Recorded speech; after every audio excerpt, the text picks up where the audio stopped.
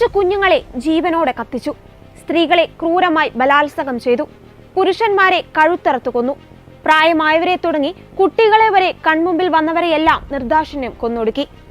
October 7 നടുക്കുന്ന ഓർമ്മകൾക്ക് 1 വർഷം 10 ദിവസം കഴിയവേ ഇസ്രായേലിൽ ഹമാസ് നടത്തിയ കൂട്ടക്കുരുതിക്ക് ചരടുവലിച്ച ഗാസയിലെ കശാപ്പുകാരനെ ലോകത്തു നിന്ന് തന്നെ ഇല്ലാതാക്കിയിരിക്കുകയാണ് ഇസ്രായേൽ. ഹിറ്റ്ലറുടെ ജൂത കൂട്ടക്കുരുതിക്ക് ശേഷം ഇസ്രായേൽ അനുഭവിച്ച ഏറ്റവും വലിയ രക്തച്ചൊരിച്ചിലായിരുന്നു ഒക്ടോബർ 7 സംഭവിച്ചത്. ഒന്നും മറക്കുന്ന സ്വഭാവം പണ്ടുമുതലേ ഇസ്രായേലിനില്ല. എത്ര വർഷങ്ങൾ കഴിഞ്ഞിട്ടാണെങ്കിലും പകരം വീട്ടണമെന്ന് വിചാരിച്ചിട്ടുണ്ടെങ്കിൽ ഇസ്രായേൽ അത് നടത്തിയിരിക്കും. 1 year ago, Yahya Sinwar, the terrorist chief of Hamas, launched the October 7th massacre against Israel. It was the bloodiest attack on the Jewish people since the Holocaust. It was the worst attack on the Jewish state since the founding of Israel. Sinwar's terrorists murdered in cold blood 1,200 people. That's elderly people, Holocaust survivors, children. They brutally raped women. They beheaded men. They burnt babies alive. And they took some 250 men, 251 women, men, and children hostage to the dungeons of Gaza. Today, the mastermind of this day of sheer evil is no more. Yahya Sinwar is dead. He was killed in Rafah by the brave soldiers of the Israel Defense Forces. While this is not the end of the war in Gaza, it's the beginning of the end. To the people of Gaza, I have a simple message. This war can end tomorrow. It can end if Hamas lays down its arms and returns our hostages.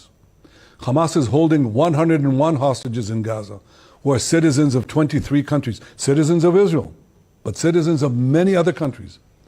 Israel is committed to doing everything in our power to bring all of them home. And Israel will guarantee the safety of all those who return our hostages. But to those who would harm our hostages, I have another message.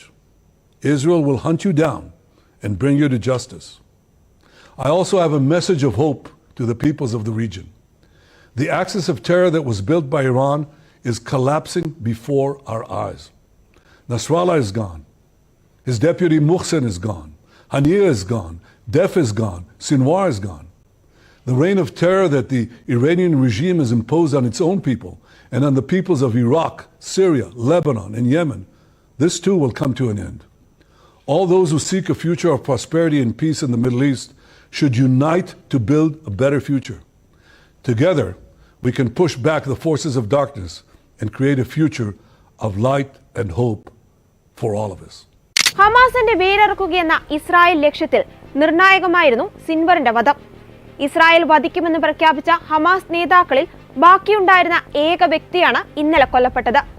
October 7 തെക്കൻ ഇസ്രായേലിൽ കടന്നുകയറി Hamas നടത്തിയ അപ്രതീക്ഷിത ആക്രമണത്തിന്റെ master brain ആയിരുന്നു കൊല്ലപ്പെട്ട Sinwar. ജൂതന്മാരെ പുറത്താക്കി Israel അവകാശമാക്കുക എന്ന ലക്ഷ്യവുമായിട്ടാണ് സിൻവർ മുന്നോട്ടു പോയത്. 10,000-കണക്കിന് പാലസ്തീനികളെ കൊലപ്പെടുത്തി ഇസ്രായേൽ യുദ്ധവുമായി മുന്നോട്ടു പോകുമ്പോഴും ഒക്ടോബർ 7 ആക്രമണത്തിൽ യഹ്യ സിൻവാർ പശ്ചാത്തപിച്ചിട്ടില്ലെന്നാണ് അദ്ദേഹവുമായി അടുത്ത വൃത്തങ്ങൾ പുറത്തുവിട്ട റിപ്പോർട്ടുകൾ. സഖ്യകക്ഷിയായി നിലനിന്നിരുന്ന ഹിസ്ബുള്ളയ്ക്കെതിരെ ഇസ്രായേൽ തുടരെ ആക്രമണങ്ങൾ അഴിച്ചുവിട്ടപ്പോഴും സിൻവാർ കരുതിയിരുന്നു. ഇപ്പോഴിതാ ഒളിച്ചിരുന്ന വീട്ടിൽ നിന്നും അപ്രതീക്ഷിതമായി ഇസ്രായേൽ സിൻവറിനെ കൊലപ്പെടുത്തിയിരിക്കുന്നു.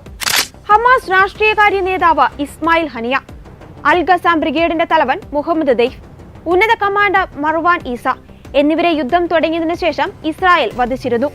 ജൂലൈയിൽ ഇറാനിൽ ആക്രമണം നടത്തി ഹനിയെ ഇസ്രായേൽ വധിച്ചതോടെയാണ് ഗാസയിൽ ഒളിച്ചു കഴിഞ്ഞിരുന്ന സിൻവാർ ഹമാസിന്റെ രാഷ്ട്രീയകാര്യ നേതാവാകുന്നത്.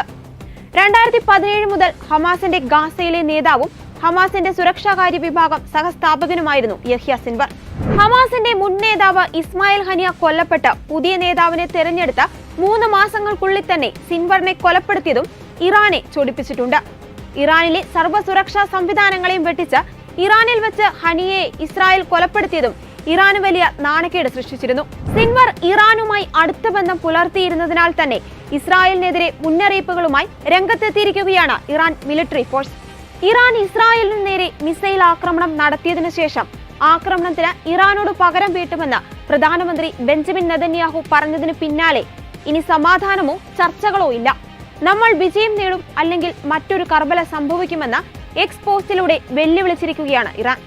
അതേസമയം ഹമാസ് നേതാവ് യഹ്യ സിൻവറിനെ ഇസ്രായേൽ കൊലപ്പെടുത്തിയ സംഭവത്തെ പ്രശംസിച്ച് അമേരിക്കൻ പ്രസിഡന്റ് ജോ ബൈഡൻ ഇത് ലോകത്തിന് നല്ലൊരു ദിവസമാണെന്നാണ് പ്രതികരിച്ചത്. ഗാസ വെടിനിർത്തലിനും ബന്ദി കൈമാറ്റത്തിനുമുള്ള ഒരു പ്രധാന തടസ്സം നീങ്ങിയെന്നുമാണ് ജോ ബൈഡൻ പറഞ്ഞത്.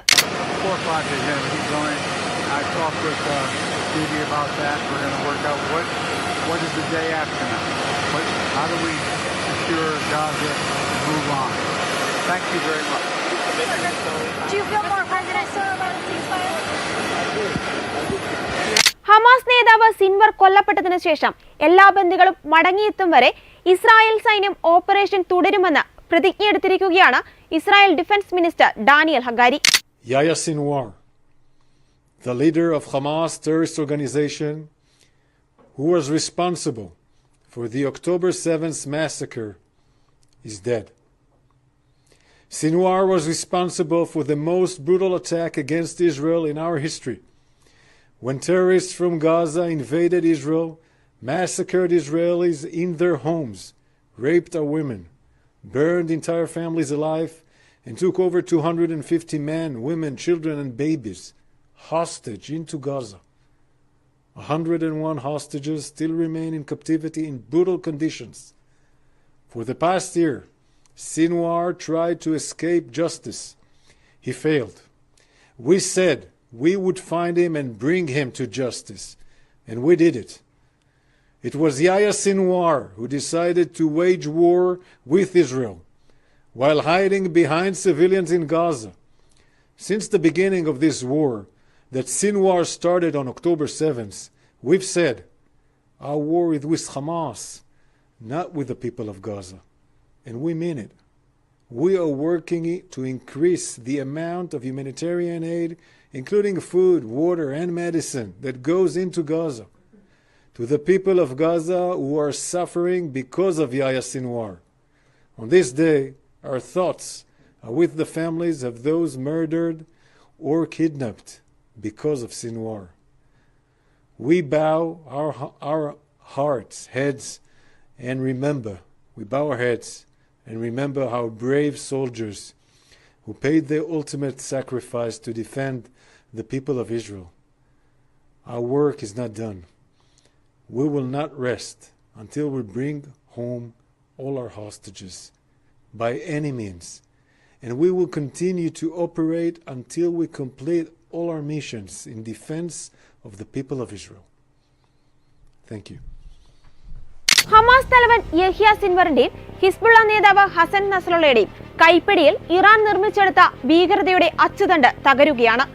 ഇറാന്റെ പ്രാദേശിക നയത്തിന്റെ ആണിക്കല്ലായിരുന്ന ഹമാസും ഹിസ്ബുള്ളയും നിലം പരിശായതോടെ മിഡിൽ ഈസ്റ്റിന്റെ ഭീകരവാദത്തിന് ഇനി ശക്തി കുറയും. ഇസ്രായേലിന്റെ അടുത്ത നോട്ടപ്പുള്ളി ഖമേനി ആയതിനാൽ തന്നെ ഇസ്രായേലിന്റെ അടുത്ത നീക്കം ഇറാന്റെ മുകളിലായിരിക്കും. യമനിലെ ഹൂതിപ്പടകളും ഇനി വാലുപൊക്കാൻ സാധ്യതയില്ല. യുഎസിന്റെ കനത്ത പ്രഹരം ഹൂതികളുടെ ഭൂഗർഭ അറകളെ വരെയും തകർത്തെറിഞ്ഞിട്ടുണ്ട്.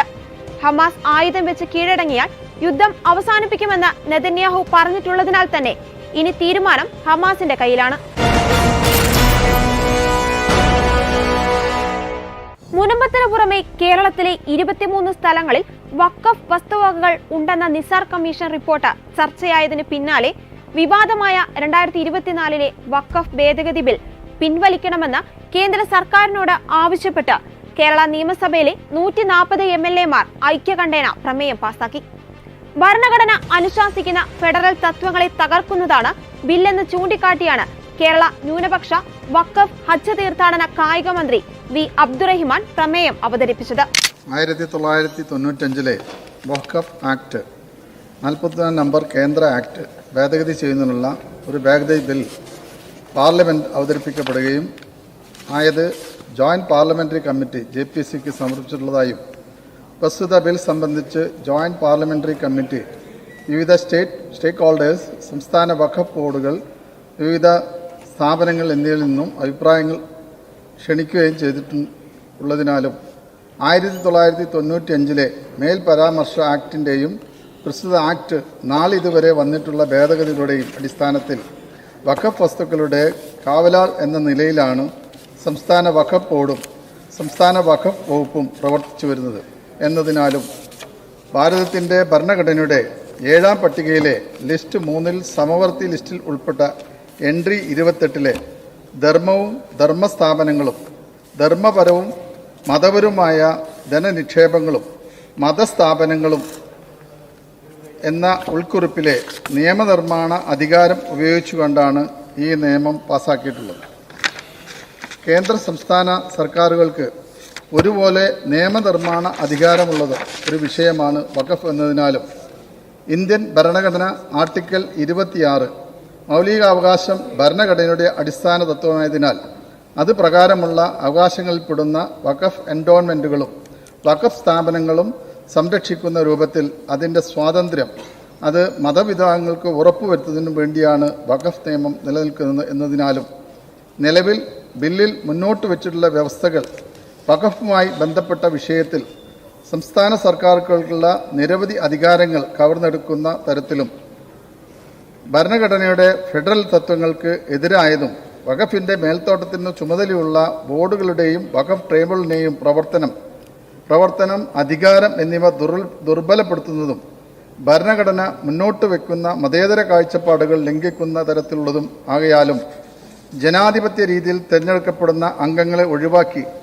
നോമിനേറ്റഡ് അംഗങ്ങളെയും നോമിനേറ്റ് ചെയ്യുന്ന ചെയർമാനും മാത്രമുള്ള ബോർഡിന് ജനാധിപത്യ വ്യവസ്ഥയ്ക്ക് പൂർണ്ണമായും എതിരാവും എന്നതിനാലും സമാനമായ നിലയിൽ ഭേദഗതി നിയമത്തിലെ വ്യവസ്ഥകൾ പലതും സ്വീകാര്യമല്ലാത്തതിനാലും ഭരണഘടന അനുവദിക്കുന്ന മൗലികാവകാശങ്ങൾ വിശ്വാസത്തിലുള്ള സ്വാതന്ത്ര്യം, ഫെഡറലിസം, മതനിരപേക്ഷത, ജനാധിപത്യം, പൗരാവകാശം എന്നിവയിൽ ഒരു തരത്തിലുള്ള വിട്ടുവീഴ്ചയും സാധ്യമല്ലാത്തതിനാലും അതിനാൽ ഭരണഘടനയുടെ അടിസ്ഥാന തത്വങ്ങൾ ലംഘിക്കുന്ന വ്യവസ്ഥയോടു കൂടിയ 2024 വഖഫ് ഭേദഗതി ബിൽ പിൻവലിക്കണമെന്ന് ഈ സഭ ഐക്യകണ്ഠേന കേന്ദ്ര സർക്കാരിനോട് അഭ്യർത്ഥിക്കുന്നു. പ്രമേയത്തെ പിന്താങ്ങേണ്ടതാണ്. ബഹുമാനപ്പെട്ട മന്ത്രി അവതരിപ്പിച്ച പ്രമേയത്തോട് യോജിപ്പ് രേഖപ്പെടുത്തിക്കൊണ്ട് എൻ്റെ ഭേദഗതികൾ ഞാൻ അവതരിപ്പിക്കുക. 1995 വഖഫ് ആക്ട്, 1995 43 നമ്പർ കേന്ദ്ര ആക്ട് ഭേദഗതി ചെയ്യുന്നതിനുള്ള ഒരു ഭേദഗതി ബിൽ പാർലമെന്റിൽ അവതരിപ്പിക്കപ്പെടുകയും ജോയിന്റ് പാർലമെന്ററി കമ്മിറ്റിക്ക് സമർപ്പിച്ചിട്ടുള്ളതായും പ്രസ്തുത ബിൽ സംബന്ധിച്ച് ജോയിന്റ് പാർലമെന്ററി കമ്മിറ്റി വിവിധ സ്റ്റേക്ക് ഹോൾഡർമാർ, സംസ്ഥാന വഖഫ് ബോർഡുകൾ, വിവിധ സ്ഥാപനങ്ങൾ എന്നിവയിൽ നിന്നും അഭിപ്രായങ്ങൾ ക്ഷണിക്കുകയും ചെയ്തിട്ടുള്ളതിനാലും എന്ന് കഴിഞ്ഞിട്ട് 2ാമത്തെ ഖണ്ഡികയിലെ 2ാം വരിയിലെ വഖഫ് സ്വത്തുക്കളുടെ കാവലാൾ എന്നതിന് പകരം മതപരമോ ജീവകാരുണ്യമോ ആയി കണക്കാക്കുന്ന ആവശ്യങ്ങൾക്കായി ജംഗമമോ സ്ഥാപനമോ ആയ സ്വത്തുക്കളുടെയും വസ്തുക്കളുടെയും കാവലാൾ എന്ന് ചേർക്കുക എന്നാണ് സർ ആദ്യത്തെ ഭേദഗതി. രണ്ടാമത്തേത് പ്രമേയത്തിലെ 5ാമത്തെ ഖണ്ഡികയിലെ 5ാമത്തെ വരിയിലെ ദുർബലപ്പെടുത്തുന്നതും എന്നതിന് പകരം ശേഷം ഇല്ലാതാക്കുന്നതും എന്ന വാക്കുകൂടി കൂട്ടിച്ചേർക്കുക എന്നാണ്.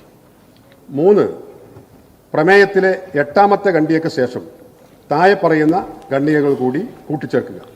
വഖഫ് ബോർഡിന്റെ ചീഫ് എക്സിക്യൂട്ടീവ് ഓഫീസറായി ഏത് മതവിഭാഗത്തിൽപ്പെടുന്ന ഉദ്യോഗസ്ഥനെയും സംസ്ഥാന സർക്കാരുകൾക്ക് നിയമിക്കാൻ പാർലമെന്റിൽ അവതരിപ്പിക്കുന്ന വഖഫ് നിയമ ഭേദഗതിയിലൂടെ അധികാരം ലഭിക്കും എന്നതിനാലും പതിറ്റാണ്ടുകളായി വഖഫ് സ്വത്തായി കണക്കാക്കപ്പെടുകയും ഉപയോഗിക്കുകയും ചെയ്യുന്ന ഭൂമിയും സ്വത്തുവകകളുമായ കൽപ്പിത വഖഫ് സ്വത്തുക്കളുടെ ഉടമസ്ഥാവകാശം വഖഫ് സ്വത്തായി മേലിൽ പരിഗണിക്കാത്തത് ആത്യന്തികമായി വഖഫ് സ്വത്തുകളിൽ ഭീമമായ കുറച്ചിൽ വരുമെന്നതിനാലും ആണ് സർ ഇത് അവതരിപ്പിക്കുന്നത്. ഈ സർ ഇവിടെ ഇപ്പോൾ നിലവിൽ ദേവസ്വം ബോർഡിൽ അംഗങ്ങൾ ഹൈന്ദവ മതവിശ്വാസികളാണ്. ദേവസ്വം ബോർഡിലെ ചീഫ് എക്സിക്യൂട്ടീവ് ഓഫീസർ ഉദ്യോഗസ്ഥന്മാർ ഹൈന്ദവ മതവിശ്വാസികളാണ്. അതുപോലെ തന്നെയാണ് സർ വഖഫ് ബോർഡിൽ നിലവിലുള്ള വഖഫ് ബോർഡിലെ അംഗങ്ങളൊക്കെ ഇസ്ലാം മതവിശ്വാസികളാണ്. ചീഫ് എക്സിക്യൂട്ടീവ് ഓഫീസർ ഉൾപ്പെടെയുള്ള ജീവനക്കാരും ഇസ്ലാം മതവിശ്വാസികളാണ്. അപ്പോൾ ഇപ്പോൾ നിലവിലുള്ള ഈ തത്വങ്ങൾക്ക് എതിരായിട്ടുള്ള ഒരു സമീപനമാണ് ഇവിടെ സ്വീകരിക്കുന്നത്. അതുപോലെ ജനാധിപത്യ രീതിയിൽ തിരഞ്ഞെടുക്കപ്പെടുന്ന ഭരണ സംവിധാനമാണ്. അതിന് പകരം പൂർണ്ണമായും ജനാധിപത്യം ഒഴിവാക്കി ഇപ്പോൾ 2 നിയമസഭയിൽ നിന്ന് 2 പ്രതിനിധികളുണ്ട്, മേലിൽ ഒരാളാകുമ്പോഴാണ്. അതുപോലെ ഈ മുത്തവല്ലി പ്രതിനിധികൾ എന്ന് പറയുന്ന വഖഫ് സ്വത്തുക്കൾ കൈകാര്യം ചെയ്ത പ്രതിനിധികളിൽ നിന്ന് 2 പേർ തിരഞ്ഞെടുക്കപ്പെടുകയാണ്. ഇതൊന്നും ഇനി തെരഞ്ഞെടുപ്പില്ല, എല്ലാം അതാത് കാലഘട്ടത്തെ സർക്കാരുകൾക്ക് നോമിനേറ്റ് ചെയ്യാം എന്നാണ് സർ ഇതിലെ വ്യവസ്ഥ. ഇത് തികച്ചും ജനാധിപത്യ വ്യവസ്ഥക്കെതിരാണ്. അതുകൊണ്ട് ഈ ബിൽ പരിപൂർണമായും പിൻവലിക്കണമെന്ന ബഹുമാനപ്പെട്ട മന്ത്രിയുടെ പ്രമേയത്തോട് ഞാൻ പൂർണ്ണമായും യോജിക്കുന്നു. 2011 സെൻസസ് പ്രകാരം കേരളത്തിൽ 18.38% ക്രിസ്ത്യാനികളും 54.73% ഹിന്ദുക്കളും 26.56% മുസ്ലിമുകളുമാണ് ഉള്ളത്. മുസ്ലിം ഒഴികെയുള്ള 73% വരുന്ന ജനങ്ങളെ വഖഫ് എന്ന കിരാതന നിയമത്തിൽ നിന്നും രക്ഷപ്പെടുത്തുവാൻ കേന്ദ്ര സർക്കാർ വഖഫ് നിയമ ഭേദഗതി ബില്ല് കൊണ്ടുവന്നതിനെതിരെയാണ് കേരളത്തിലെ 140 MLA-മാർ ഒന്നുചേർന്ന് എതിർത്തിരിക്കുന്നത്. ഇനിയെങ്കിലും കേരളത്തിലെ ക്രിസ്ത്യാനികൾ പഠിച്ചില്ലെങ്കിൽ നിങ്ങളുടെ വീടും പറമ്പും വഖഫ് അവകാശവാദം ഉന്നയിക്കുവാൻ അധിക നാൾ വേണ്ടിവരില്ല. അതിന് കേരളം ഭരിക്കുന്ന കോൺഗ്രസും CPM-ഉം കയ്യും കെട്ടി നോക്കി നിന്നെന്നും വരും.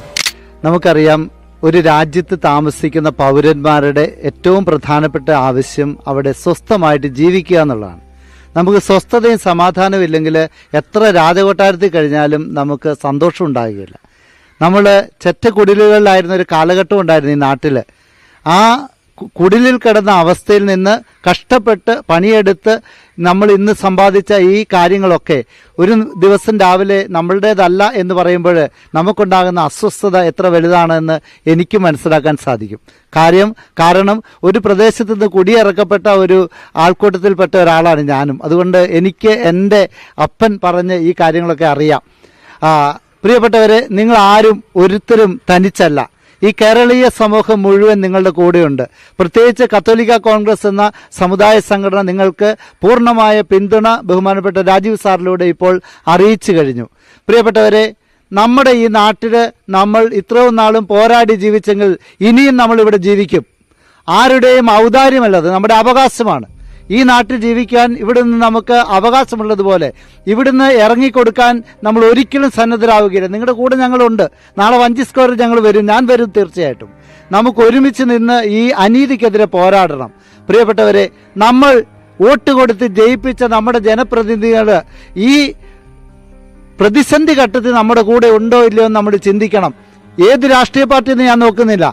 ഏത് പാർട്ടിയിൽപ്പെട്ടവരാണേലും ഒരു പ്രശ്നം വരുമ്പോൾ അവിടെ ജനങ്ങളോട് കൂടെ ഉണ്ടോ ഇല്ലയോ എന്ന് ജനങ്ങൾ തിരിച്ചറിയണം. നമുക്ക് വേണ്ടി സംസാരിക്കുന്ന ആളുകളെ മതി നമുക്ക്. അല്ലാത്തവരെ നമ്മൾ തള്ളിക്കളയുമെന്ന് ധൈര്യപൂർവ്വം നമ്മൾ ഉറക്കെ പ്രഖ്യാപിക്കണം. പ്രിയപ്പെട്ടവരെ, ഞങ്ങൾ ഇന്ന് വന്ന സമയത്ത് ബഹുമാനപ്പെട്ട ജോർജ് കുര്യൻ സാർ കേന്ദ്രമന്ത്രി വിളിച്ച് കാര്യങ്ങൾ ചോദിച്ചു. ഞാൻ പറഞ്ഞു, സാറേ ഞാൻ മുനമ്പത്തേക്ക് പോവുകയാണ്. അദ്ദേഹം പറഞ്ഞു, അച്ഛാ ഞങ്ങൾ കൂട്ടത്തിലുണ്ട്, എന്ത് സഹായം ഞങ്ങൾ ചെയ്തു തരാം, കേന്ദ്ര ഗവൺമെന്റിന്റെ ഭാഗത്തു നിന്ന് ഏത് സഹകരണം വേണമെങ്കിലും ഞങ്ങൾ നേടിയെടുത്തു തരാമെന്ന് അദ്ദേഹം പറഞ്ഞു. പ്രിയപ്പെട്ടവരെ, സംസ്ഥാന സർക്കാരിനോട് എനിക്ക് പറയുവാനുള്ളത്, ഈ പ്രദേശത്തെ ആളുകളുടെ ബുദ്ധിമുട്ട് മനസ്സിലാക്കി ജാതി മത രാഷ്ട്രീയ വ്യത്യാസമില്ലാതെ ഇവിടെ നിവസിക്കുന്ന ആളുകൾക്ക് സുരക്ഷിതമായി ഇവിടെ ജീവിക്കുവാൻ, പ്രാണഭയമില്ലാതെ ഇവിടെ ജീവിക്കുവാൻ, അസ്വസ്ഥതയില്ലാതെ ജീവിക്കുവാൻ, സമാധാനപൂർവ്വം ജീവിക്കുവാനുള്ളൊരു അവസരം കേരള സർക്കാർ ഉണ്ടാക്കി കൊടുക്കണമെന്നാണ് ഞങ്ങൾക്ക് പറയാനുള്ളത്. ഇവരുടെ സ്വത്തിന് ഏത് കൊള്ള രാഷ്ട്രീയക്കാർ വന്നാലും വിട്ടുകൊടുക്കുകയല്ലെന്ന് ഞങ്ങൾ ഒരുമിച്ച് നിന്ന് അവരോട് ചേർന്ന് പറയാൻ ആഗ്രഹിക്കുകയാണ്. ഇത് വെറുതെ ഒരു ചോദ്യമല്ല, ഇത് ഞങ്ങളുടെ അവകാശമാണ്. ഇവരിപ്പോൾ പറഞ്ഞു കഴിഞ്ഞു. 48 മുതൽ തുടങ്ങിയ ഒരു പോരാട്ടത്തിന്റെ ബാക്കി പത്രമാണിത്. ഇവര് വില കൊടുത്ത് അധ്വാനിച്ച്, കടലിലെ മക്കളാണ് ഇവര്. ഈ കേരളം കഴിഞ്ഞ കാലഘട്ടത്തിൽ വലിയ ജലപ്രളയത്തിന്റെ പ്രതിസന്ധിയിൽ അകപ്പെട്ടപ്പോൾ സ്വന്തം ജീവൻ പോലും പരിഗണിക്കാതെ, രക്ഷിക്കാൻ നോക്കാതെ മറ്റുള്ളവരെ രക്ഷിക്കാൻ വേണ്ടി കേരളത്തിന്റെ അങ്ങോളം ഇങ്ങോളം സഞ്ചരിച്ചവരാണ് ഈ മത്സ്യത്തൊഴിലാളികൾ. അവരോട് നന്ദി വേണം നമുക്ക്. അവരെ പാടിപ്പുകഴ്ത്തി അതേ നാവ് വെച്ച് ഇന്ന് അവരെ ഇറക്കിവിടാൻ നമുക്ക് എങ്ങനെ സാധിക്കും? അതുകൊണ്ട് എനിക്ക് പൊതുസമൂഹത്തോട് പറയാനുള്ളത്, കേരളീയ സമൂഹം ഈ പാവപ്പെട്ട മത്സ്യത്തൊഴിലാളികളുടെ കൂടെ നിൽക്കണം. എന്ത് പ്രതിസന്ധി ഉണ്ടായാലും ഇവരോട് കൂടെ നിൽക്കുന്നവരെ, ഇവരെ സ്നേഹിക്കുന്നവരുള്ളൂ എന്ന് നമ്മൾ തിരിച്ചറിയണം. പ്രിയപ്പെട്ടവരെ, ഇത് മനുഷ്യത്വത്തിന്റെ പ്രശ്നമാണ്. ഇവിടെ സമാധാനപൂർവ്വം എല്ലാവർക്കും ജീവിക്കണം. ബഹുമാനപ്പെട്ട SNDPയുടെ മെമ്പർ നമ്മുടെ കൂടെയുണ്ട്. മുസ്ലിം സഹോദരങ്ങൾ നമ്മുടെ കൂടെ പിന്തുണ പറഞ്ഞിട്ടുണ്ട് എന്നിവർ അറിയിച്ചിട്ടുണ്ട്. ഇത് മനുഷ്യരെ സ്നേഹിക്കുന്ന എല്ലാവരുടെയും പ്രശ്നമായി കണ്ട് വേട്ടുവ സമുദായത്തിൽപ്പെട്ടവർ നമുക്ക് പിന്തുണ അറിയിച്ചിട്ടുണ്ട്.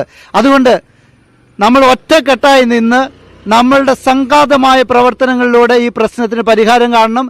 നമ്മൾ ഇന്നലെ ഇവിടെ ജീവിച്ചു, ഇന്ന് ജീവിക്കുന്നു, നാളെ നമ്മൾ ഇവിടെ ജീവിക്കും. കോൺഗ്രസ് സർക്കാർ പടച്ചുവിട്ട വഖഫ് നിയമത്തിന്റെ പഴുതുകൾ ഉപയോഗിച്ച് എല്ലാം പിടിച്ചെടുക്കുന്ന വഖഫ് ബോർഡിന്റെ ശൈലി ഇടത് സർക്കാർ തുടങ്ങി വെച്ചുവെന്നേ പറയാനാകൂ. പൊതുമധ്യത്തിൽ കീരിയും പാമ്പും കളിച്ചവർ പ്രമേയം പാസാക്കാൻ ഒറ്റക്കെട്ടായിരുന്നു. ഇനിയെങ്കിലും ക്രിസ്ത്യാനികൾ ചതി മനസ്സിലാക്കേണ്ടിയിരിക്കുന്നു. ക്രിസ്ത്യാനികളെ ഇനിയെങ്കിലും തട്ടിക്കളിക്കുവാൻ വിട്ടുകൊടുക്കരുത്. വഖഫ് തീർച്ചയായിട്ടും നിലനിർത്തപ്പെടണം. വഖഫ് ബോർഡ് കൃത്യമായിട്ട് കാര്യങ്ങൾ ചെയ്യണം. പക്ഷേ അതിന് കൃത്യമായ നിയതമായ നിയമങ്ങൾ ഉണ്ടാവണം. ഇപ്പോൾ നിലവിലുള്ള പ്രശ്നം വഖഫ് ആക്ട് അങ്ങേയറ്റം ലൂപ്പ് ഹോൾസ് ഇട്ട് ഉണ്ടാക്കിയിരിക്കുന്നു എന്നുള്ളതാണ്. അതായത് തികച്ചും ആർബിട്രറിയായി ആർക്കും എന്ത് തീരുമാനവും എടുക്കാവുന്ന രീതിയിൽ ആണ് ഇപ്പോൾ ഉള്ളത്. അതുകൊണ്ടാണല്ലോ വഖഫ് ബോർഡ് പറഞ്ഞു ഇത് വഖഫ് പ്രോപ്പർട്ടിയാണ്. അവർ ബ്ലോക്ക് ചെയ്തു. ഇപ്പോൾ ഇത്രയും പേര്, അതായത് ഏതാണ്ട് 450 കുടുംബങ്ങൾ, 610ഓളം പട്ടയങ്ങൾ ഒക്കെ ബ്ലോക്കായി നിൽക്കുകയാണ്. ഇവിടെ ഇത്തരത്തിലുള്ള ആ ഇടപെടലുണ്ടല്ലോ, കുറച്ച് കഴിയുമ്പോൾ പറയുന്നത് ഇത് വഖഫല്ല.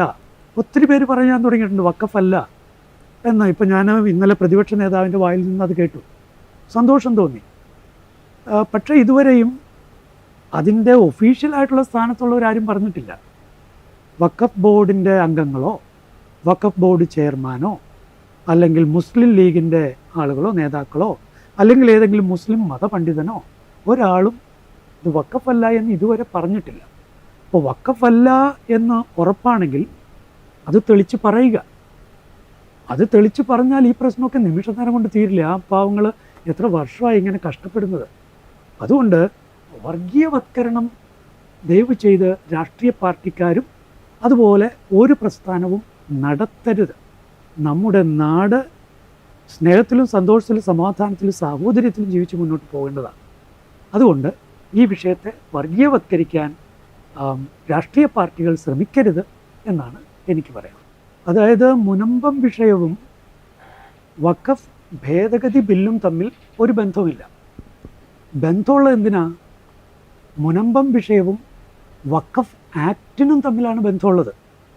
കാരണം മുനമ്പത്ത് ഇതുപോലൊരു വിഷയമുണ്ടാകാൻ കാരണം 1995 വഖഫ് ആക്റ്റും 2013 അതിൻ്റെ അമെൻമെൻറ്റുമാണ്. അപ്പോൾ നിയമങ്ങൾ ഒത്തിരിയേറെ ലൂപ്പ് ഹോൾസ് ഇട്ട് ചെയ്തിരിക്കുന്നു. ആ ലൂപ്പ് ഹോൾസ് ഉപയോഗിച്ച് വഖഫ് ബോർഡിലേക്ക് എത്തുന്നവർ അവരുടെ ഔചിത്യബോധമനുസരിച്ച് കാര്യങ്ങൾ ചെയ്യുന്നു. അത് വലിയ പ്രശ്നങ്ങളിലേക്ക് നീങ്ങുന്നു. ഇപ്പോൾ പറയുന്നുണ്ട് വഖഫ് ബോർഡുമായി ബന്ധമില്ലാത്തവരാണ് ഇതൊക്കെ ചെയ്യുന്നതെന്ന്. അല്ല, വഖഫ് ആക്റ്റാണല്ലോ വഖഫ് ബോർഡ് ഉണ്ടാക്കിയിരിക്കുന്നത്. വഖഫ് ബോർഡിൻ്റെ സ്റ്റാറ്റ്യൂട്ട് എന്ന് പറയുന്നത് അതൊരു സ്റ്റാറ്റ്യൂട്ടറി ബോഡിയാണല്ലോ. അപ്പോൾ സ്റ്റാറ്റ്യൂട്ടറി ബോഡി എന്ന് പറയുന്നത് വഖഫ് ബോർഡ് എന്ന് പറയുന്നത് വഖഫ് ആക്റ്റിൽ അധിഷ്ഠിതമാണ്. അപ്പോൾ വഖഫ് ആക്ട് 1995 വന്നതോടുകൂടിയാണ് പിന്നീട് അങ്ങോട്ട് കുറച്ച് നാൾ ചെന്നപ്പോൾ 2007, 2008 ആകുമ്പോഴേക്കും വഖഫ് സംരക്ഷണ സമിതി എന്ന് പറഞ്ഞ് 2 പേര് കേസ് കൊടുക്കുന്നു. ആ കേസ് കൊടുത്തതിൻ്റെ ഫലമായിട്ട് 2008 അച്യുതാനന്ദൻ സർക്കാർ, കേരള സർക്കാർ നിസാർ കമ്മിറ്റിയെ ഇത് പഠിക്കാനായിട്ട് നിയോഗിക്കുന്നു. ഇതെല്ലാം വയ്ക്കുന്നത് എന്തിൻ്റെ പേരിലാണ്? വഖഫ് ആക്ടിൻ്റെ പേരിലാണ്. വഖഫ് ആക്ട് അവിടെ ഇല്ലെങ്കിൽ ഇതൊന്നും നടക്കില്ല. കോടതി നിർദ്ദേശം കൊടുത്തു. എന്തുകൊണ്ടാണ് കോടതി നിർദ്ദേശം കൊടുത്തത്? ഇവിടെ ഈ സ്റ്റാറ്റ്യൂട്ട്സ് ഇങ്ങനെ ഉള്ളത് കൊണ്ടാണ് കോടതി നിർദ്ദേശം കൊടുക്കുന്നത്. അപ്പോൾ 2008 നിസാർ കമ്മിറ്റി അന്വേഷണം നടത്തുന്നു. എന്നിട്ട് ഗവൺമെൻറ്റിന് റിപ്പോർട്ട് കൊടുക്കുന്നു, ഇത് വഖഫ് പ്രോപ്പർട്ടിയാണ്. ഇത് വഖഫ് പ്രോപ്പർട്ടി ആണെന്ന് ഉള്ള ന്യൂസ് വന്നതോടുകൂടി സർക്കാരിന് ഇത് വലിയ പ്രശ്നമായി. കാരണം അത്രയും പേര് അവിടെ താമസിക്കുകയാണ്. അതുകൊണ്ട് അതൊന്നും വല്ല ചവിട്ടിപ്പിടിക്കുന്നത് പോലെ ആയിരുന്നു പിന്നീട് അങ്ങോട്ട്. പിന്നീട് ഇടത് സർക്കാർ വീണ്ടും വന്നപ്പോൾ 2016 വഖഫ് ബോർഡിൻ്റെ പ്രോപ്പർട്ടീസ് എല്ലാം തിരിച്ചു പിടിക്കുക എന്നുള്ള പ്രസ്താവന നടത്തി. അത് വഖഫ് ആക്ട് ഉള്ളത് കൊണ്ടാണ്. അപ്പോൾ വഖഫ് ആക്ട് നിലവിലുള്ളത് കൊണ്ട് നിലവിലുള്ള സർക്കാർ അത് ചെയ്യാൻ ബാധ്യസ്ഥരായി മാറുകയാണ്. ഭേദഗതി ബിൽ വഖഫ് കാര്യങ്ങളുമായി ബന്ധപ്പെട്ട സംസ്ഥാന അവകാശങ്ങളെ ലംഘിക്കുന്നുവെന്നും വഖഫ് സ്വത്തുക്കളുടെ മേൽനോട്ടം വഹിക്കുന്ന വഖഫ് ബോർഡുകളുടെയും ട്രൈബ്യൂണലുകളുടെയും അധികാരത്തെ ദുർബലപ്പെടുത്തുന്നുവെന്നുമായിരുന്നു നിയമസഭയിൽ അബ്ദുറഹിമാന്റെ വാദം. വിശ്വാസ സ്വാതന്ത്ര്യം, മതേതരത്വം, ഫെഡറലിസം, ജനാധിപത്യ തത്വങ്ങൾ എന്നിവ ഉൾപ്പെടെയുള്ള മൗലിക അവകാശങ്ങളിൽ വിട്ടുവീഴ്ച ചെയ്യരുതെന്നും മന്ത്രി പറയുമ്പോൾ മുനമ്പം പോലെ മറ്റൊരാളുടെ വസ്തുവകകളിലേക്ക് കടന്നു കയറുവാനുള്ള സ്വാതന്ത്ര്യം വഖഫ് എന്ന കിരാതന നിയമത്തിന് ചാർത്തിക്കൊടുക്കുമ്പോൾ ഇവിടെയും മുറിപ്പെടുന്നത് ജനാധിപത്യ തത്വങ്ങൾ തന്നെയല്ലേ? ഭരണഘടനയുടെ അടിത്തറയ്ക്ക് വിരുദ്ധമായ വകുപ്പുകളാണ് ബില്ലിൽ ഉൾപ്പെടുത്തിയിരിക്കുന്നതെന്നും കേന്ദ്ര സർക്കാർ ഇതുടൻ പിൻവലിക്കണമെന്നും പറയുമ്പോൾ അതിലെ അടിസ്ഥാനം എന്താണ്? കേരളത്തിൽ ന്യൂനപക്ഷമായി മുസ്ലിങ്ങൾ മാത്രമേ ഉള്ളൂ എന്നുകൂടി ബഹുമാനപ്പെട്ട ന്യൂനപക്ഷകാര്യ മന്ത്രി ചിന്തിക്കണം. വോട്ട് നൽകി ജയിപ്പിച്ച ഭൂരിപക്ഷം വരുന്ന ജനങ്ങളെയും വിഡ്ഢികളാക്കിക്കൊണ്ട് പ്രമേയം അവതരിപ്പിച്ചവരുടെ വാഗ്ദാനങ്ങളിൽ ഇനിയെങ്കിലും കേരള ക്രൈസ്തവർ മുങ്ങിത്താഴരുത്.